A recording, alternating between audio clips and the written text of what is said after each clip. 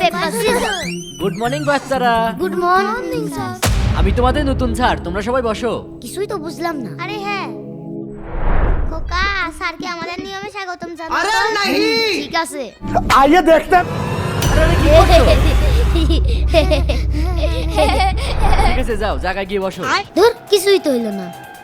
সমস্যা নেই বাচ্চারা, অনেক মজা হলো। এবার পড়া শুরু করি, তাহলে আরো মজা হবে। আরে স্যার তো কিছু মনেই করলো না। এই কুকা, আমার কাছে একটা বুদ্ধি আছে। কি বুদ্ধি?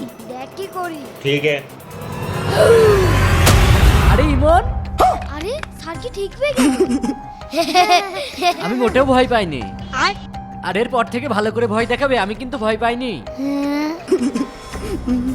এই যাও যাও জায়গায় গিয়ে বসো। रुक तेरे को बताते हैं। বুঝতে পেরেছি, এভাবে হবে না, আমাদেরকে অন্য প্ল্যান কাজে লাগাতে হবে। হ্যাঁ।